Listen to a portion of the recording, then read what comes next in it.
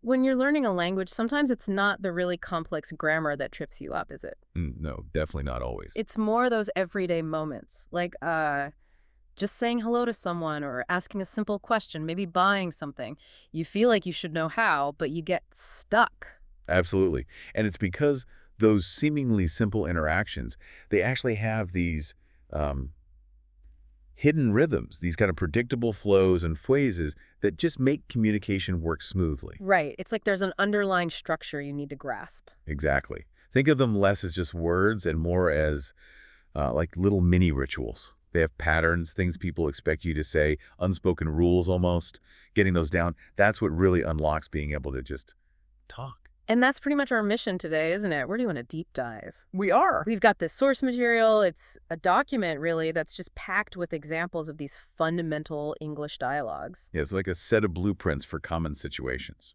Shows you how these simple back and forths actually play out. So the goal here is to take these examples and really, unpack them. We want to pull out the key phrases, look at the common structures. And find the practical stuff, the takeaways that you can use. It's about giving you a bit of a shortcut, maybe, to understanding how these everyday English conversations actually tick, so you can feel more confident jumping into them. Yeah, we're going to explore why things are said a certain way, what makes them work, and how you can adapt these patterns yourself. It should be pretty conversational, hopefully useful for you listening. Sounds good. So where should we start? Maybe with the social side of things, hmm the greetings and introductions.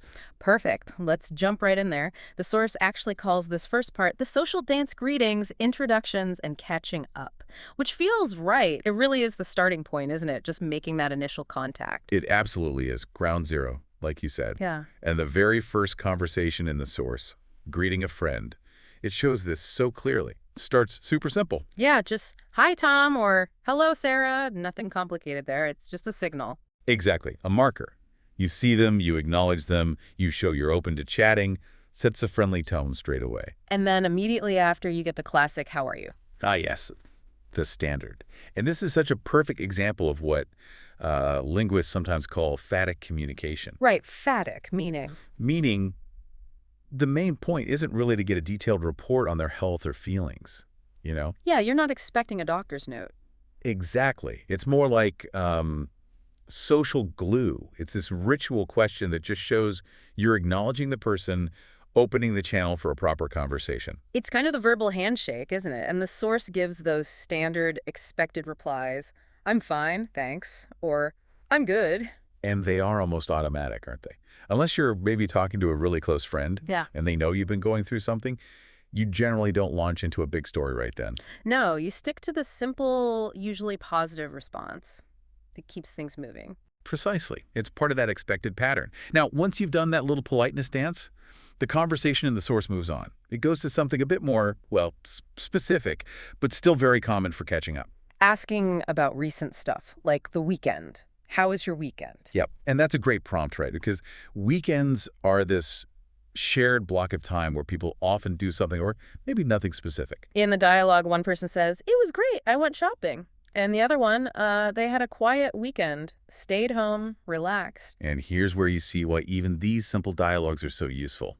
They show how to provide conversational hooks. Hooks. Yeah, things the other person can grab onto. The shopper didn't just say, I went shopping. They added a detail. I bought a new jacket. Ah, okay, right. That's the hook. So the friend doesn't just nod, they ask. They grab it. Nice. What color is it? See? It's not random. It's active listening, finding that detail to build on. And the answer is specific, too. It's blue, my favorite color. And the reply, blue is a good color. It's simple, but it keeps it going. It's an affirmation. Shows engagement. Exactly.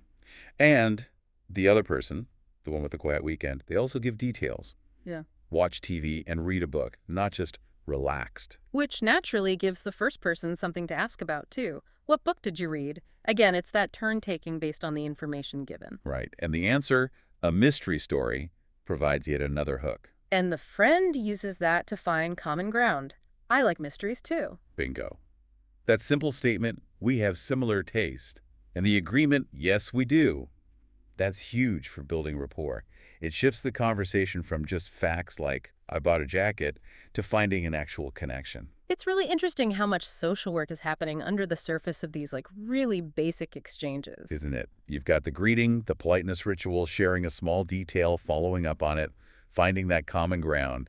It's all packed in there. Hmm. And then this first dialogue wraps up by sort of transitioning. They've caught up briefly, so one person checks, Yeah. "Are you busy now?" Which is a polite way to preface asking for something, right? Before just suggesting plans. Exactly. And then the direct proposal, "Want to get coffee?" followed by the positive response, "Yes, I'd love to," shows enthusiasm. And they quickly agree on a place. That cafe. Plan made. Done. So that whole first dialogue, short as it is, it gives you a complete template for a quick social catch-up. And for you, listening, just practicing these little exchanges, noticing that pattern, question, answer, follow-up, it really builds confidence. Yeah, because you see the structure. You know the expected moves. And then you can just slot in your own details, what you did on the weekend or the color of your jacket or whatever. Precisely. It makes it much less intimidating. Okay, so that's greeting a friend you already know. What about meeting someone completely new? The source calls the next one introducing yourself. This has got to be fundamental. Absolutely. And the example stood very, very directly. Yeah. Hello, my name is Maria. Hi, I'm David. Just straight out with it. Clear statements. That's initiating the self-introduction. And the immediate, essential, polite response you need is... Nice to meet you. Gotta have that one ready. And the equally essential reply to that. Nice to meet you, too. You need both halves. It confirms, like, okay, we've successfully initiated contact. Exactly. Positive start confirmed. From there, the dialogue in the source shows a very typical flow, gathering that basic background info, the getting to know you stuff. Like, where are you from? That's pretty universal when you meet someone new, especially maybe if you're in an international setting or a diverse city. Definitely. And the answers give nationality or country. I'm from Spain. I'm from Canada. Basic context. Then it narrows down a bit. From origin to, like, their current situation. Do you live here now? Right. Transitioning. And this leads to details about how long they've been there or when they arrived. I moved here last month, or I've been here for 1 year. And notice the grammar there, even in this simple chat. Moved, past simple, finished action. Have been here, present perfect, duration up to now. The grammar's doing a job. It is. Then there's a check on, sort of, their feeling about the place. Do you like it here? And a positive answer like, yes, I like it very much. Sharing a little personal evaluation. Makes sense. Next common stop. Work or study. What do you do? That's the standard way to ask about someone's job, right? Yep, concise and clear. Yeah. And the answers are direct labels. I'm a teacher. I work in a bank. And just like asking about the place, they check job satisfaction. Do you like your job? Right. And the replies give a little reason. Yes, it's interesting, or my job is fun too. It adds a bit more texture than just the job title. You're building a slightly richer picture of the person. The source dialogue even includes asking about age. How old are you? I'm 28. I'm 30. Yeah, it does. Now, that's one where context is really important. Good point. Asking someone's age can be a bit sensitive sometimes, depending on the culture or even the specific situation, yeah. Definitely. This dialogue shows it can be part of this quick info exchange if everyone's comfortable, but maybe don't lead with it when you meet someone for the very first time. Read the room a little. Yeah. Sound advice. Okay, what else? Hobbies come up next. Do you have any hobbies? Examples. Playing tennis, reading books. And this is another great chance to find that common ground we talked about earlier. Like the mystery books. Yeah. It lets the conversation potentially branch out into shared interests. Makes sense. And then the wrap-up is just as polite as the start. Phrases like, it was nice talking to you. Met with the expected you too. And maybe a forward-looking bit like, see you again, signals the end politely. So this whole introduction sequence, it's like a really efficient script for getting the basics down when you meet someone new. It really is. It shows a very common structured flow. You ask, they answer, maybe a quick reaction, then move to the next basic info point. It's logical, it's clear, and it's definitely a template you can adapt. Okay, so we've covered meeting someone face-to-face. What about talking about people who aren't there? Like getting info about someone you might meet later. The next conversation is talking about someone else. Right, a very common social thing to do, discussing mutual friends or acquaintances. And it starts by establishing that shared link. You know John, you got to check that first. Makes sense. And if the answer is yes, like in the dialogue, yes, I know him, the natural follow-up is asking for a general vibe, right? What is he like? Exactly.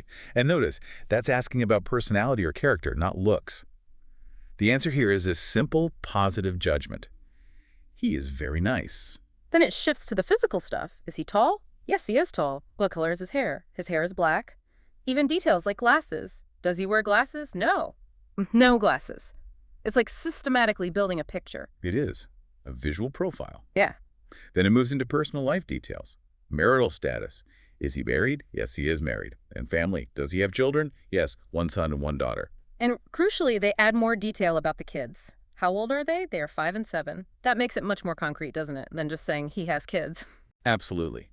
Specific details make descriptions more vivid. Then it loops back to occupation, just like in the introduction chat. What does John do? He's a teacher. And where he works? Where does he work? At the high school. See, these basic questions, job, location, they keep popping up. You do. And there's also an evaluation of his work. Is he a good teacher? Yes. Very good. Adding that subjective opinion, it also confirms the relationship between the speakers and this John person. Do you like him? Yes, he is my friend. Confirms their positive view. It's like mapping out the social network a bit. And they even quantify how long they've known each other. How long have you known him? For 10 years. Which prompts that reaction. That's a long time. Acknowledging the history there. The dialogue even adds how they met. Yes, we met in college. Adds another layer of background. And the whole point of this discussion seems to connect to a future meeting. The question comes up, will I meet him soon? Right, and the answer confirms it and sets a time. Yes, at my party next week, which builds a bit of anticipation. Good, I want to meet him. And I like this bit confirming the other person wants to meet too. He wants to meet you too. That's very encouraging, isn't it? Yeah. Smooths the social path. Very much so. This whole exchange is a great example of how talking about a third person works. It's a way to gather information, build connections between the people talking, and even set up future interactions. You're basically creating this shared mental file on someone. It's fascinating how structured even these casual chats can be underneath. Okay, so we've covered the social stuff, greetings, intros, talking about others. Now, the source material shifts gears quite a bit, moving into what it calls navigating practical situations. Right, this is English as a tool, getting things done, transactions, services. And the first one, conversation 4, is super practical, especially if you travel. Taking a taxi. Essential skill in many places. It starts, logically, with getting the taxi's attention. Taxi, can you stop, please? Direct, but the please softens it. Efficient. Yep. Then, once you're in, job number 1 is destination. Where do you want to go? To the airport, please. And the driver might need clarification, right? Especially in cities with multiple airports. Which airport? The international airport. Got to be clear. Ambiguity is bad in these situations. The driver then confirms they know where to go. Okay, I know the way, puts the customer at ease. Then the passenger asks those key practical questions. Time is often crucial. How long will it take? About 30 minutes. And potential problems, like traffic. Is there a lot of traffic? Not too bad right now. Managing expectations. And money, obviously. How much will it cost? About $25. Getting an estimate up front is smart. Plus, payment method. Can I pay with a credit card? Yes, I take credit cards. Covers the financial basics early. Interestingly, the dialogue throws in a bit of small talk, too. It shows that even in these functional exchanges, a little human connection can happen. Is this your car? Yeah, it's my taxi. Followed by a compliment. It's very clean, acknowledging the driver's effort. And the driver responds positively, giving a little detail. Thank you. I clean it every day. The chat continues briefly about work hours. Do you work long hours? Yeah. Yes, I start at 6 a.m. The customer reacts. That's early, showing they're listening. And the driver adds that bit about liking their job. It just makes the ride a bit more pleasant, perhaps. It can, yeah. Then, as they get close, confirmation. We're almost there, right?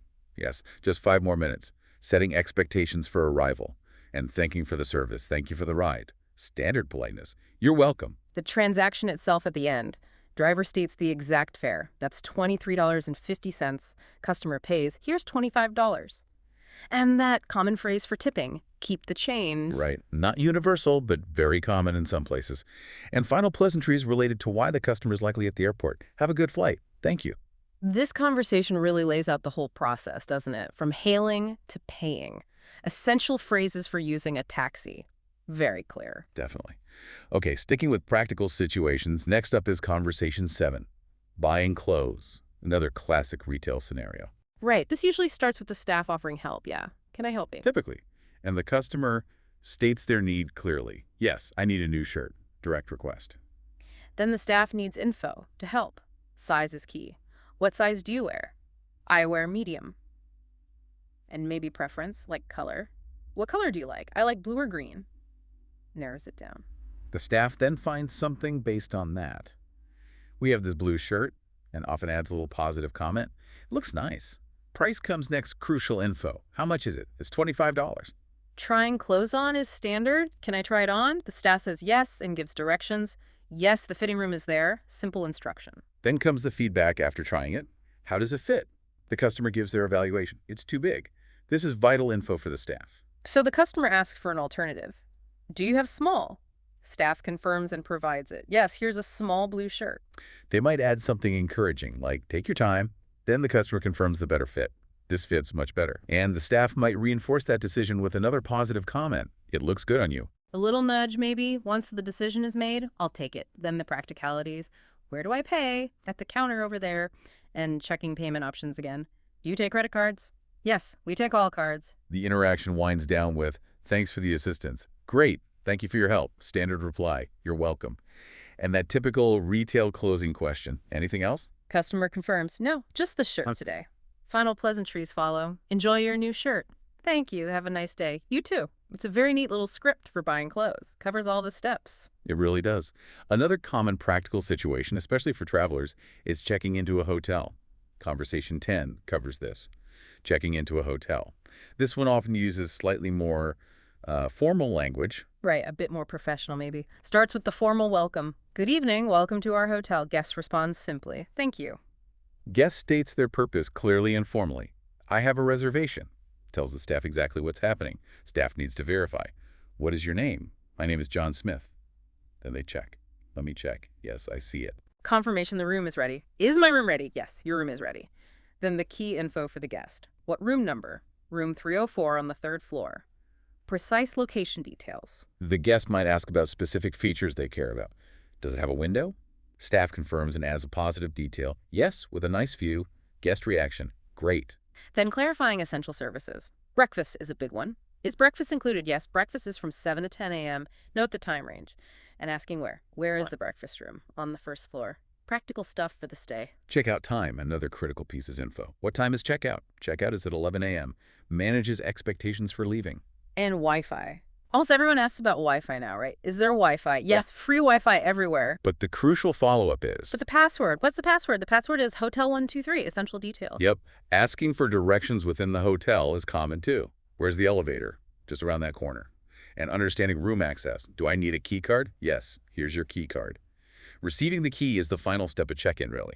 The interaction wraps up with thanks. Thank you for your help. And the staff's standard pleasantry. Enjoy your stay, Mr. Smith. Followed by good nights.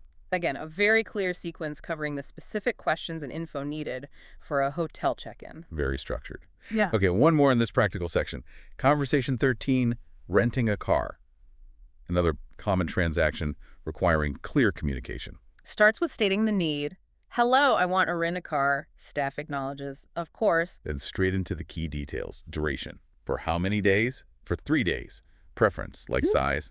What size car do you want? A small car, please. Staff might offer a specific model. We have this Ford Focus available. Price needs clarification. How much is it per day? It's $40 per day. And insurance is often a separate important point. Is insurance included? No, insurance is extra. And its cost. How much is the insurance? $15 per day. Making sure the customer understands all the costs involved is key. Requirements are covered. Payment method. Do I need a credit card? Yes, we need your credit card. No. Standard procedure. Then logistics, pickup and return times. When can I pick up the car? You can take it now. What time do I return it? By 5 p.m. on the return day. Specific constraints. Fuel policy is another one to get clear. Do I need to fill the gas tank? Yes, please. Return it with a full tank. And where to bring it back? Where do I return the car? Right here at this office. Avoids confusion later. Verification is needed too. Driver's license. Do you need my driver's license? Yes, I need to see your license. Customer provides it. Here it is. Final steps. The paperwork. Please sign here. On this line, please. And getting the keys. Here are the keys to the car. Completes the transaction. And a final safety wish. Thank you. Have a safe trip. This dialogue really highlights the detailed back and forth needed for a rental. Lots of specific terms and conditions to confirm. Yeah, very functional language. Okay, so that wraps up the practical transactional stuff. The next section in the source shifts focus again. It's more about getting information and asking for help. Maybe when you're confused or need clarification. Right. Incredibly useful, especially for language learners, but honestly, for anyone navigating unfamiliar situations or just complex instructions. Conversation 5 is making a phone call, but specifically for inviting someone. Phone calls have their own little rules, don't they? Starting with hello when you answer. Yep, and the caller usually identifies themselves and asks for the person they want. Hi, is this John? The person confirms if it's them. Yes, this is John. Then the caller needs to say who they are. Hi, John, it's Mary. Crucial step. Allows recognition. Oh, hi, Mary. That casual expression of knowing who it is. And often, even on the phone, you get that quick how are you exchange. Fulfills that social check-in function again. How are you? I am fine, thanks. And you? I'm good. Then stating the reason for the call, sometimes prompted, where are you calling? Mary is direct. I want to invite you to dinner. Sets the purpose. Now, the details of the invitation are key. When and where. When? This Saturday at 6 p.m. Where? At my house. The recipient shows interest. That sounds nice, and checks if they can make it. Can you come? John accepts. Yes, I can come. Mary's happy. Great. They even coordinate a bit about the food, which adds a nice touch. Do you like pizza? I love pizza. And confirming the plan based on that. Perfect. I'll make pizza. See how that makes it more concrete? And John offers to contribute. Can I bring anything? Common polite gesture. Mary suggests something easy, maybe some drinks. John agrees specifically. Sure, I'll bring soda, Mary acknowledges. Thank you.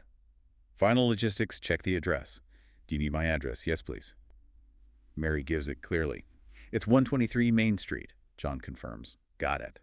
And the call wraps up by confirming the arrangement and saying goodbye. See you Saturday, see you then, bye, goodbye.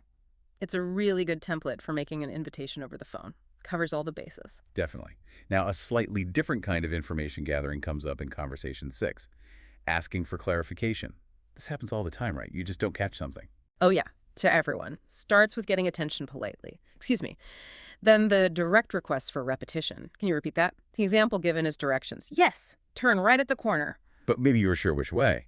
So you ask for precision. Right or left, speaker clarifies. Right, not left?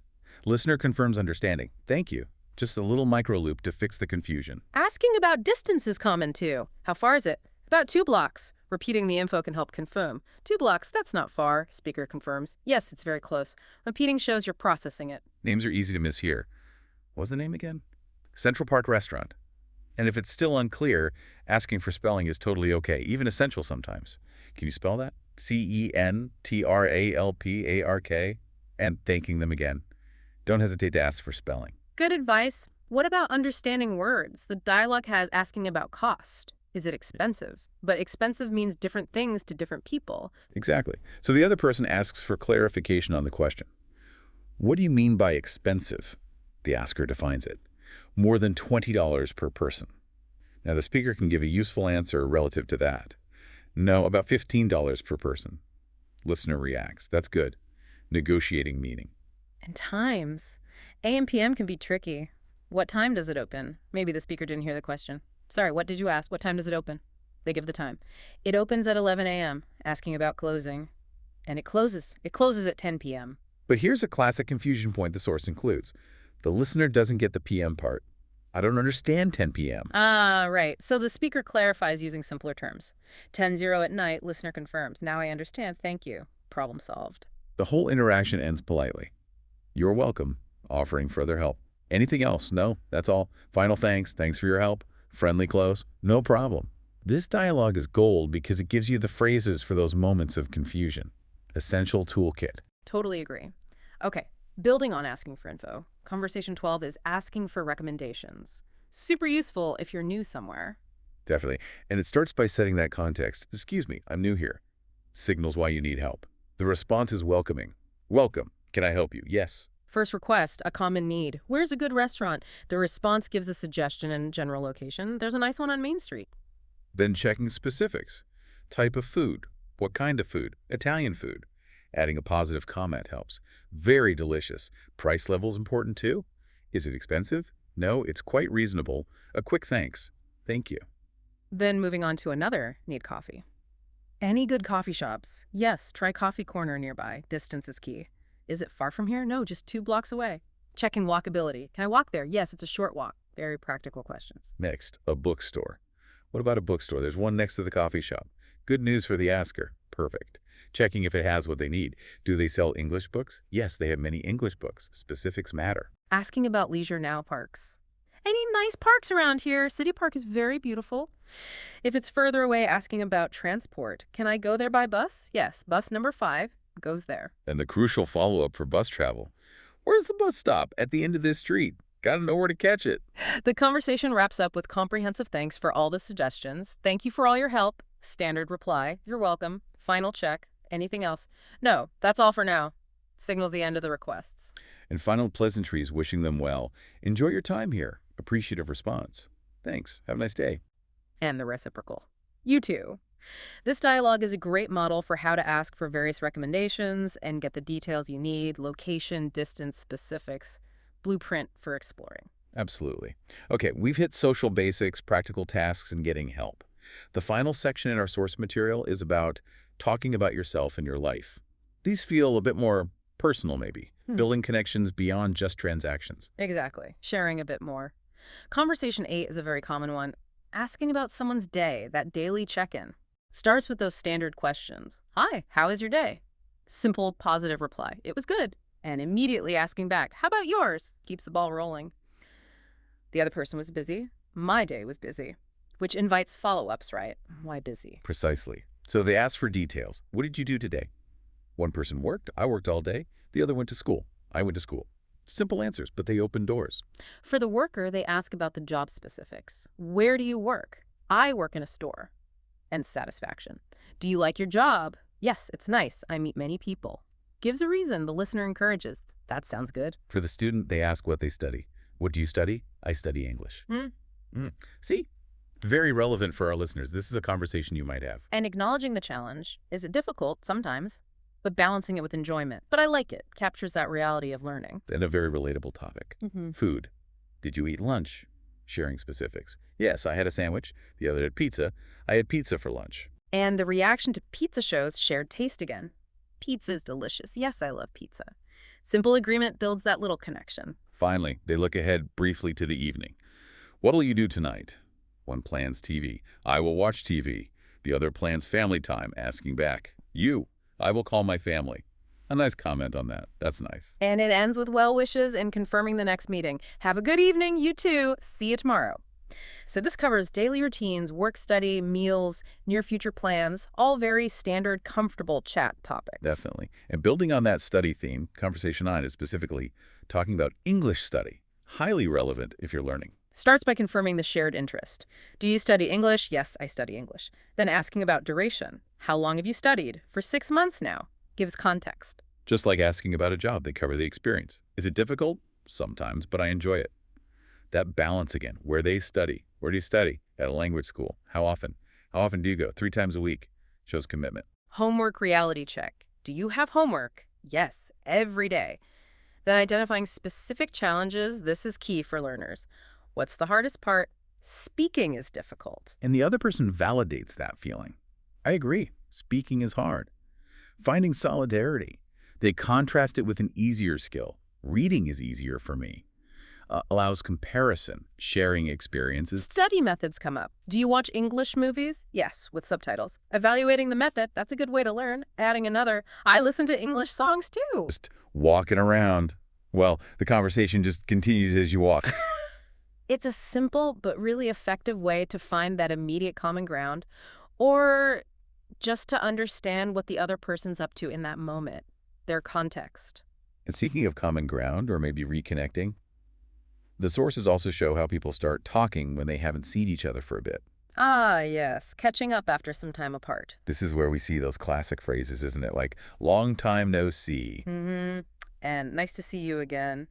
Like in that dialogue. Ah, David, long time no see. Nice to see you. How have you been?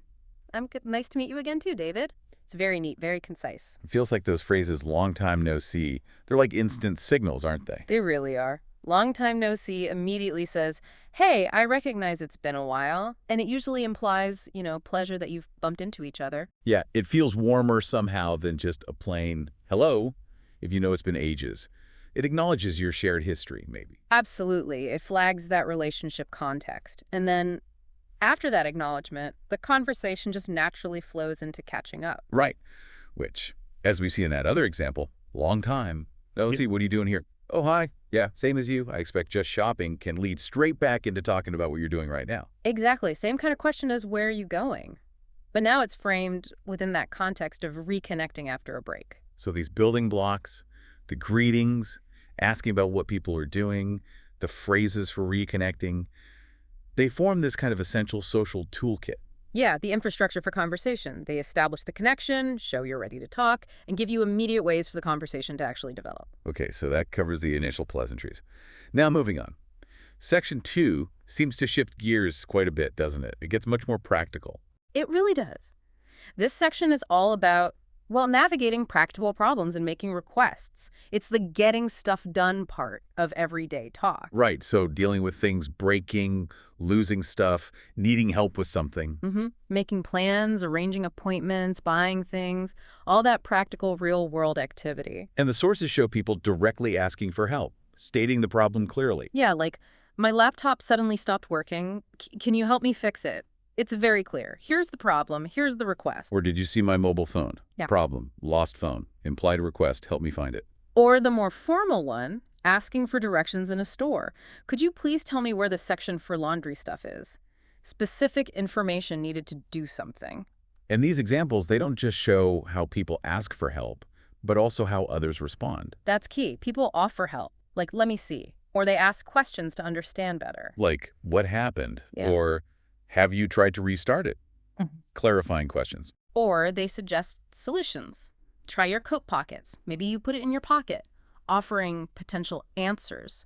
And one thing that really stands out here is the use of politeness markers. Oh, definitely. Words like please, thank you, sorry, they pop up quite a lot. Why is that so important here, do you think? Well, when you're asking someone for help, you're essentially asking for their time or effort, right? You're kind of imposing on them, even in a small way. Okay. So using please or thank you, it's not just being nice for the sake of it. It signals respect for their willingness to help. It makes the request sound less like a demand. Right, makes it more cooperative, Yeah, less friction. exactly. Yeah. It really smooths that social interaction when you're asking for something. And the sources give us some really detailed examples of this problem-solving language. Like the laptop one. Yeah. The first response is that classic troubleshooting step. Have you tried to restart it? Almost everyone asks that first for tech problems, don't they? It shows a common, almost scripted way of approaching those issues, even just casually. And the lost phone one is great too. It shows how conversation is used to systematically retrace your steps. Yeah, the questions, did you forget it at work? And what did you do after that? Really prompt the person to think back through their actions. And the suggestion, how about in your clothes? Maybe you put it in your pocket, offers a really specific common place to check. And then you see the dialogue directly leading to the solution. Ah, yes, it must be in my trousers pocket. Brilliant, go and check. Problem solved through talking it through. But the lost car keys example, Mm-hmm. that one really captures the emotion, doesn't it? The stress of these everyday problems. Oh, yeah. You hear the panic and frustration. I can't find my car keys. Someone's getting cross, being told to stop panicking, saying this is terrible. It really shows the human side. But it also shows people working together through conversation. Asking, do you have a spare set? That's looking for alternatives. Right. And suggesting you look in the bedroom and I'll check the kitchen. That's clear coordination, dividing up the task using words. And then the relief at the end. I found them. Oh, what a relief. Especially when the answer was simple all along. You'd left them in the car. That whole sequence shows the emotional roller coaster, but also the collaborative effort, all managed through dialogue. So these examples really highlight conversation as a practical tool. Not just for saying there's a problem, but for actually working through it together, finding solutions, offering support, often a mix of practical steps and, well, emotional responses. And another big area where conversation is a practical tool is in making plans and appointments. This is less about reacting to problems and more about proactively organizing things. Yeah, arranging to meet up, inviting people to things, scheduling more formal stuff like doctor's visits or restaurant bookings. The language for invitations seems pretty direct in the examples, Yeah. like the party one. Are you free this Saturday night? Would you like to come to my party this weekend? And then all the follow-up questions are about getting the details straight, aren't they? Exactly. Where will you hold the party? What time should I come? Is there a dress code? These specific questions make sure everyone's on the same page about the logistics. And there seems to be a bit of negotiation around time sometimes. It's not always super strict. Right. You see phrases like around 7 p.m. or around 8 p.m. suggests a bit of flexibility. Or sometimes a specific time is proposed, but maybe tentatively. Like, are you guys free Sunday morning, say, at 9 a.m.? Using say makes it feel like a suggestion you could potentially adjust. Hmm. And that shopping date planning dialogue is a perfect example of a multi-step planning process happening entirely through conversation. Yeah, it goes from the initial idea, do you want to go shopping? Yeah. And the enthusiasm, Yeah, totally. To figuring out where to go, the mall, maybe King of Prussia specifically for prom dresses. then proposing and agreeing on when, say at 9 a.m. on Sunday. And finally, nailing down the exact meeting spot. Shall we meet at the bus stop near Trader Joe's? Each step needs clear communication and agreement. The more formal appointments, though, like the restaurant booking or the doctor's visit, they use slightly different language, don't they? They do. It's a bit more procedural. The focus shifts to things like confirming your identity. Could I have your name, please? I'm Michael Boston. Checking availability within a system, like the doctor's schedule. Mm. Is Dick or Mike available today? His schedule is full today. How about tomorrow? Stating the exact reason for the appointment. What is your problem? I need to note it down. I have sleep difficulty and I want to have a blood test. And following specific instructions. Please wait a minute. I need to note it down. So that contrast shows how the same basic goal, getting something scheduled, uses different language depending on how formal the situation is. These dialogues really demonstrate very clearly how specific questions and statements are the tools we use to coordinate activities, manage schedules, handle logistics, both in our social lives and in more formal settings. Which leads us neatly into another very practical area, shopping and transactions.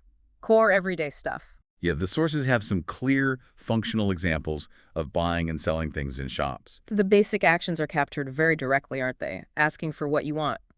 What do you need? I need a dozen eggs and a loaf of bread. Asking the price. How much is it? It's $6.35, please. And completing the transaction. Here you are. You can keep the change. It's very purpose-driven communication. Very direct. It seems focused on clearly stating your needs and getting the info you require. The price question, how much is super simple, universally understood. And checking if everything's covered often uses simple phrases too, like anything else, or is that all? The shirt purchase example adds a bit more detail, though. The customer explains what they're looking for. A white shirt for my husband. And the shop assistant asks questions to help narrow it down. Do you prefer a plain shirt or one with a pattern? Then, to get the right size, they ask for specific info. May I have his height and weight?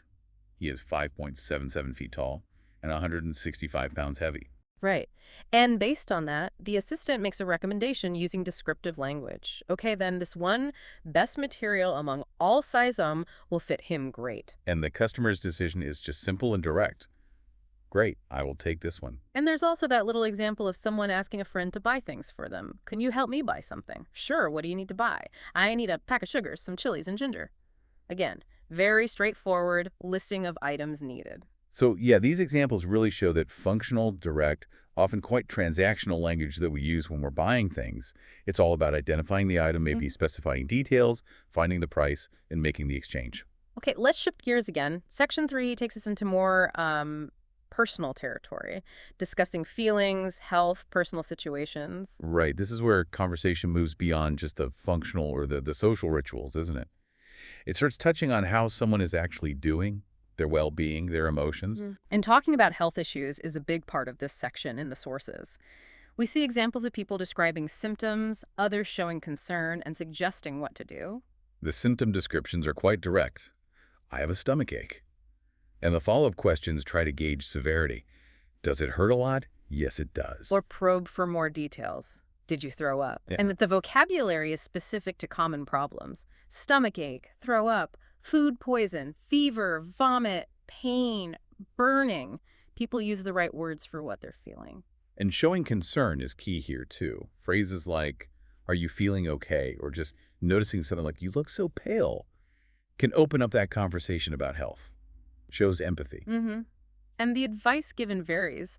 A friend might offer gentle support, like maybe suggesting light food or just being there. But if it seems more serious, the suggestion becomes stronger. If it hurts too bad, tell me, I'll take you to the hospital. Then there's the example of the post-illness checkup with a doctor. The language is a bit more formal, as you'd expect in a clinic. But the pattern is similar.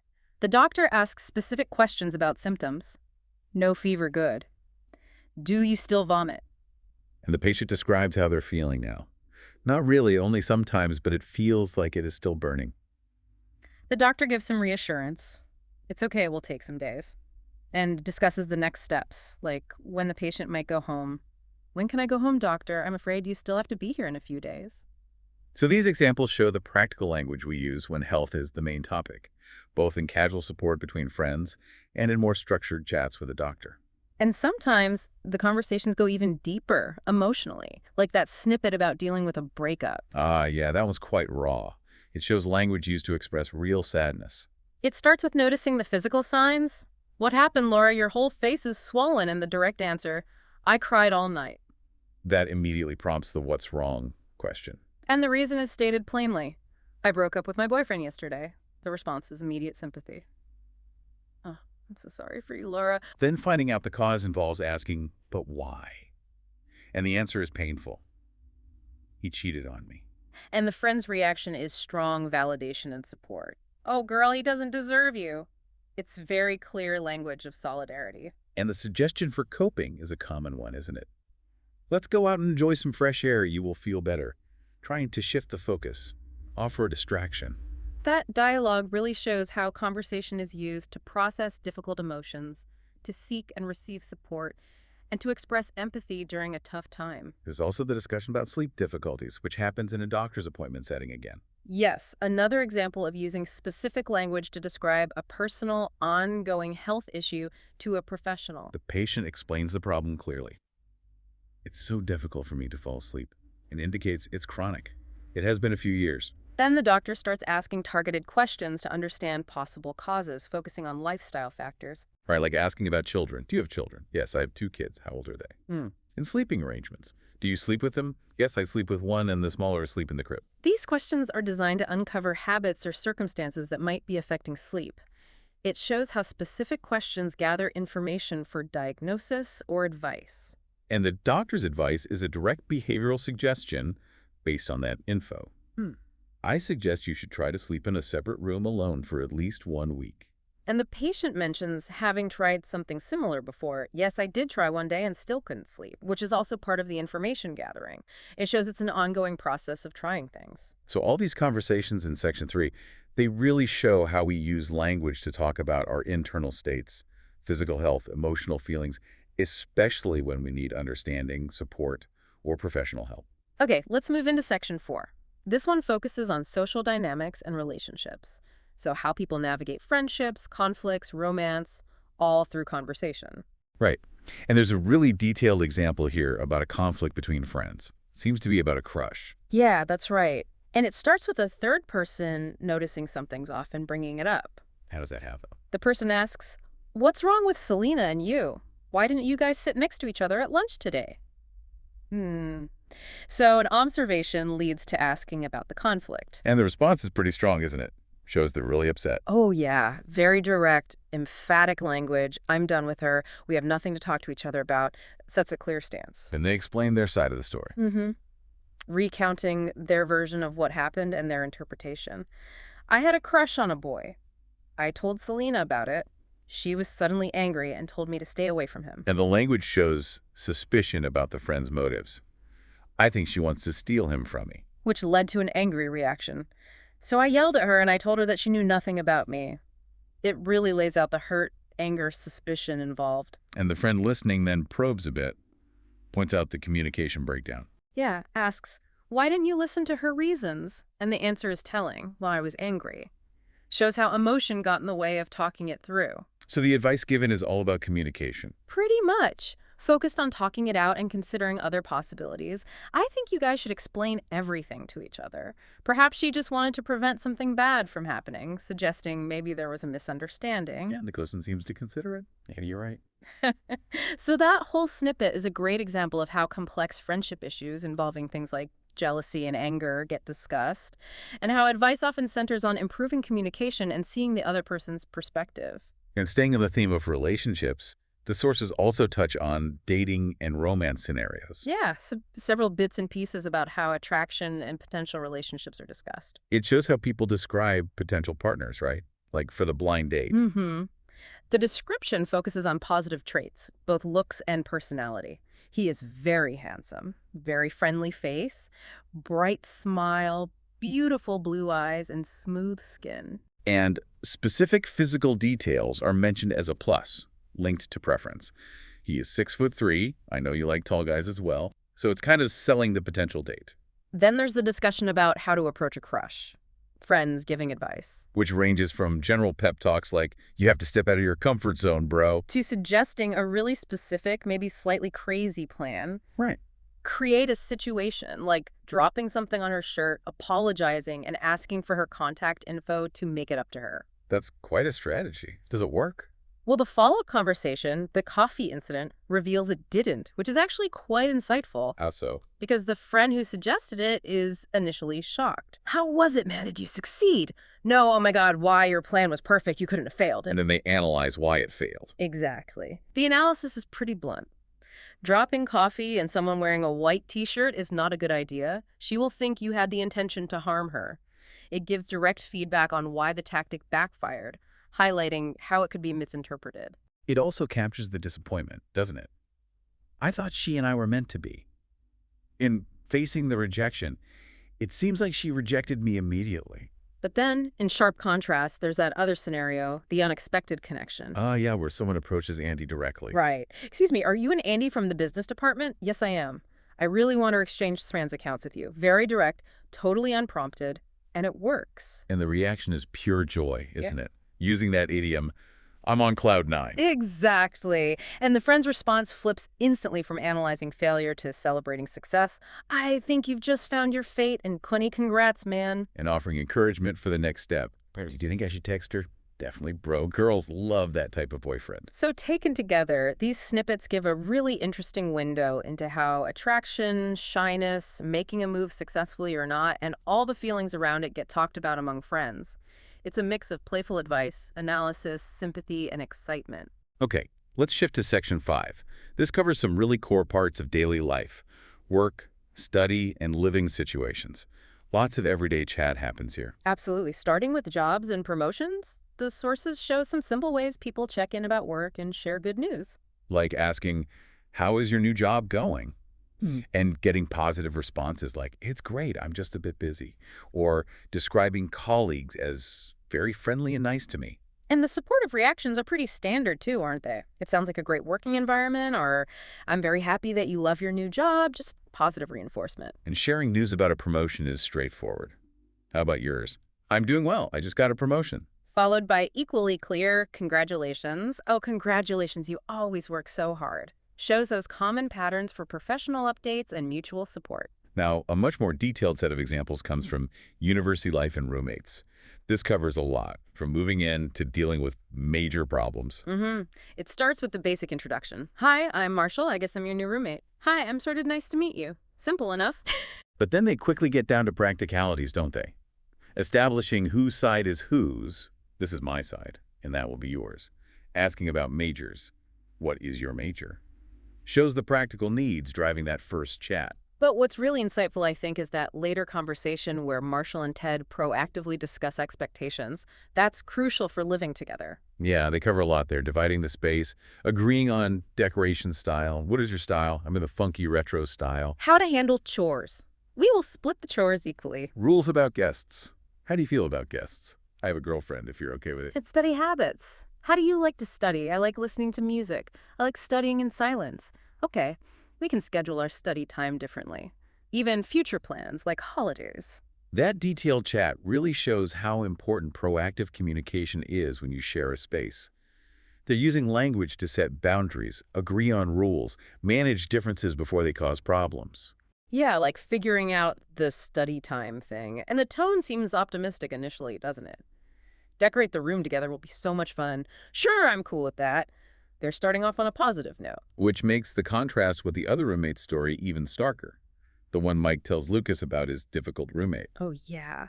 That part of the source is like a catalog of complaints. It's rich with language used to describe conflict and frustration in shared living. Mike sums it right away. I have a roommate, but I don't like him, have so much trouble living together. And states the core problem. We just can't get along. We have nothing in common, and his annoying behaviors are driving me crazy. And the specific complaints are really detailed, using quite vivid language. He's described as slobby and unorganized. With concrete examples. Leaves his shoes and socks on his bedroom floor. And detailed complaints about shared areas like the kitchen, leaves dishes in the sink, leaves dirty pots and pans on the stove, doesn't put away leftovers. Bathroom problems, too. Leaves his dirty clothes or towels in the bathroom and toothpaste splatter. It paints a picture. And it's not just about messiness. It's also about disrespecting schedules. Comes home at 2 a.m., banging the door, sets up the alarm at 7 a.m., but never gets up. And personality issues. Being needy, depending on Mike, for social life and emotional support. Being an attention seeker, even talking about me behind my back, sharing my personal information. That whole section provides a real inventory of phrases people use when complaining about a bad roommate. It shows exactly how specific, annoying behaviors are described and how they affect daily life and trust. And Lucas's advice focuses on, again, communication and boundaries. You can set up some limits. You should let him know his behavior is causing a rift. They also reflect more generally on roommate problems, suggesting they often stem from miscommunications and that talking things out, maybe with a neutral friend, is the way to solve them. And then they offer advice to Lucas, who's thinking about college living, discussing the pros and cons of sharing versus living alone. Right. Highlighting potential benefits of sharing. Nice to have someone who can wake you. Versus the downsides, may not have the privacy. But the main takeaway is always about communication and compromise. Make rules and respect them. Both have to make some compromises. Behave politely. So these roommate dialogues, taken together, give a really deep look at the communication involved in shared living, from setting things up hopefully to complaining in detail when it goes wrong and offering advice on how to manage it. Next up, the source gives us that really detailed interview example discussing academic achievements and future plans. Right, the interview with Jaden, who won a competition. It starts with the standard intro stuff. Can you introduce a little bit about yourself? My name is Jaden Thomas.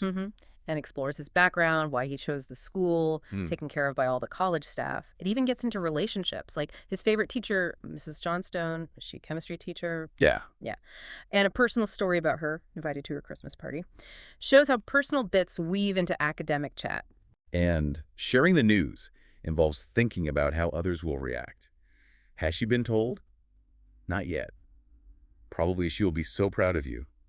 I hope so. Then it gets into the practicalities of how he prepared. The resources, given many useful books. The effort, so you were revising a lot. The structured practice, tested every week. And how that helped him. I knew what I needed to improve, identifying weaknesses. And then he shares that really unusual study technique. Oh yeah, the songwriting. When I had to memorize something, I usually wrote songs about that. The interviewer's reaction, wow, can you sing or play musical instruments? Wow, shows real surprise and interest. It's a memorable detail. But maybe the most surprising part is his parents' reaction to him winning. Definitely. How did your parents feel? You might think that they would be very excited. Yeah. Yeah, but they only told me that I was just luckier than other students. The interviewer is clearly taken aback. Yeah. Oh, really? That sounds strange. And Jaden explains their reason. My parents didn't want me to be overconfident, which is fascinating, isn't it? It reveals a specific parenting approach or maybe cultural view. And his own motivation wasn't just pure passion, it was practical too. I just wanted to get the prize because it can be used when I apply to university. Very direct. And finally, they talk about the future, what he wants to study, material science and chemistry, and his dream university. Everyone wants to go to Cambridge. Ending with the interviewer praising him, "You are all so excellent," and Jaden being modest, "No, I am so normal." That whole interview provides a really rich look at the language used around academic life achievements, preparation, motivations, goals, even different ways of reacting to success. Okay, and still in Section 5, there's that really unusual story. The unexpected home situation. It reads almost like a little play. It does. Winship and Lewis come home and things are just weird. Saw the doors and windows of their house opened, instantly creates unease. And they check if they messed up. Did you forget to lock the door? No, you locked it. I even checked it twice, confirming it's genuinely strange. Their first thought is obviously a break-in. They look for signs of theft. Did you see if anything disappeared? Not really. Has your computer been stolen? No. But then the clues get really confusing, don't they? Things that don't fit a robbery. Exactly. The flowers on the balcony were watered? Are you sure? No way the robber watered. And some chairs were moved? Just odd. And the kitchen is even weirder. All the dishes are clean, the chicken was baked and actually smells really good. Definitely not typical robber behavior. Their attempts to explain it fail. Did we hire any housekeepers today? I haven't been told anything. The mystery deepens. You can hear the fear building. I'm a bit scared now what exactly happened here too. The dialogue really builds that tension through all these strange details. The turning point comes when they spot something familiar. A clue. The suitcase. I saw a suitcase here. Whose is it? Is that the one our daughter received on her birthday last year? That shifts everything. Mm-hmm. And then the daughter appears, resolving the mystery. She explains why she's home early. Told by my tutor that I can go home early. Finished all the credits earlier. And why she didn't tell them. I wanted to surprise you guys. The big reveal. And the parents' reaction is that mix of relief and shock, isn't it? Why are you guys so surprised? We thought that there was a robber. Oh, dear, it's just me. Why didn't you tell us I was so scared? It's too much for me, dear.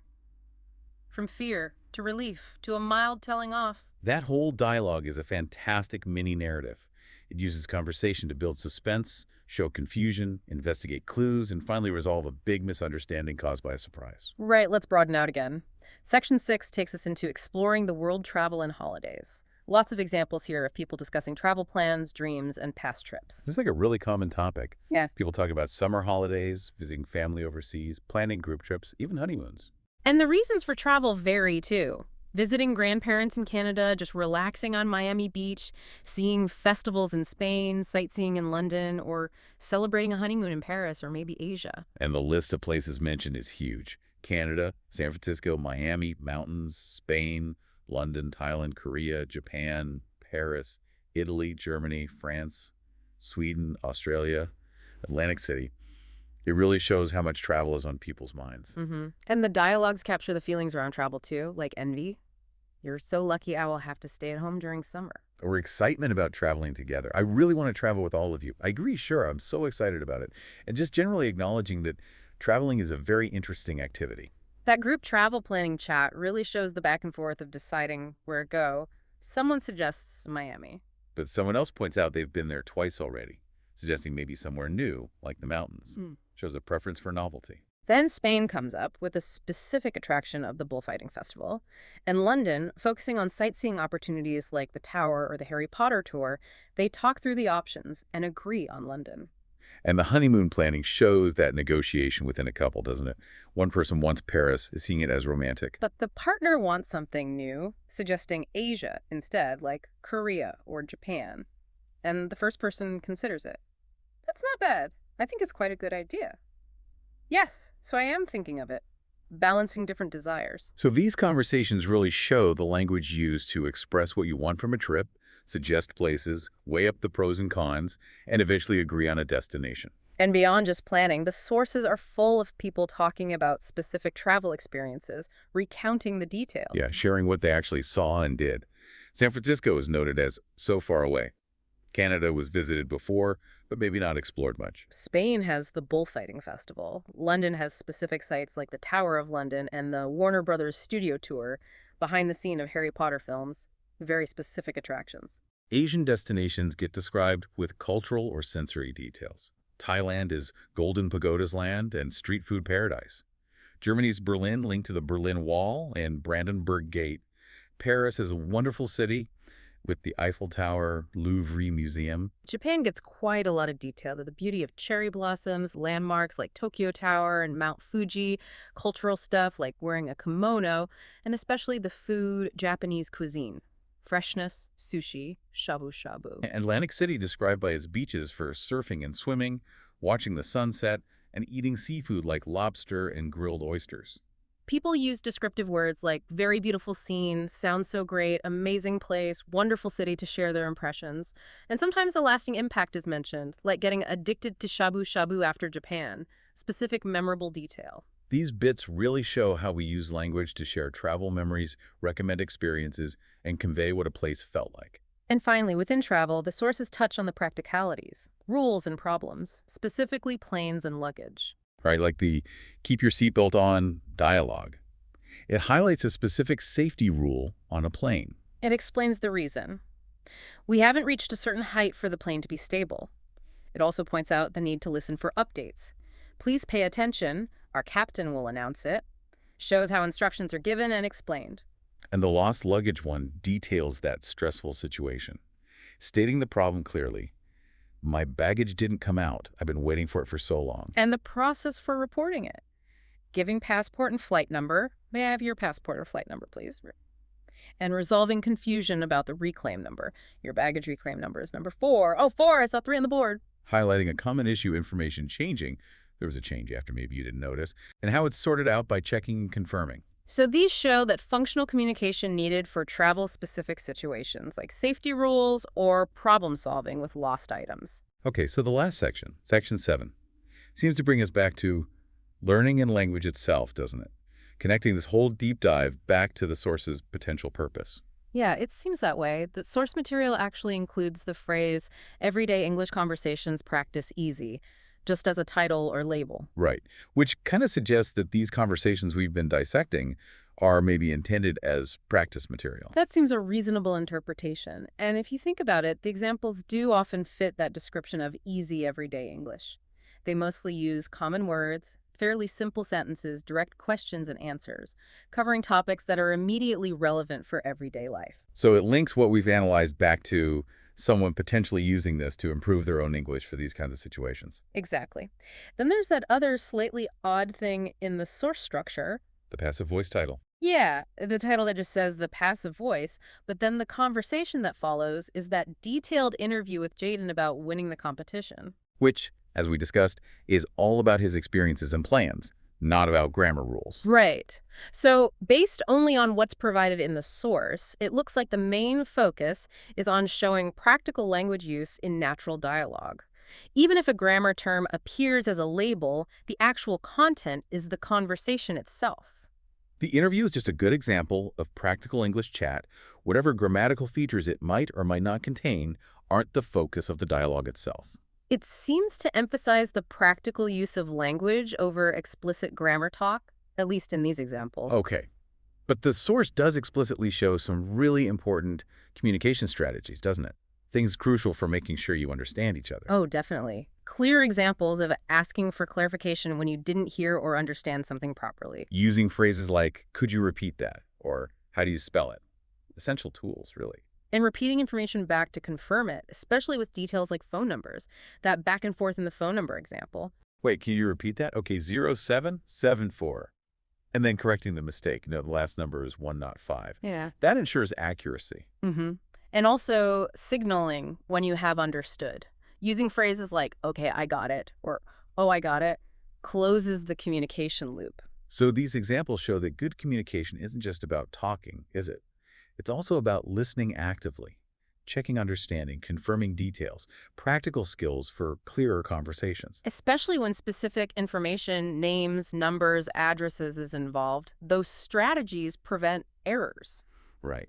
So if we pull all of this together now, we've really covered a lot of ground digging into this stack of everyday English conversation. We really have seen how language works for everything from simple greetings to navigating lost keys or shopping trips to planning parties and doctor's visits. Discussing health worries and breakups, dealing with roommate nightmares and school successes, planning holidays. It's a huge range. And the real value, I think, is seeing English actually doing things in all these common, relatable contexts. By looking closely at these snippets, you, the listener, hopefully get a feel for the common phrases, the usual ways conversations flow, the patterns people naturally use. It's not just about learning words, is it? It's about understanding the flow, the structure. Exactly. And understanding those patterns can make you feel more confident, I think.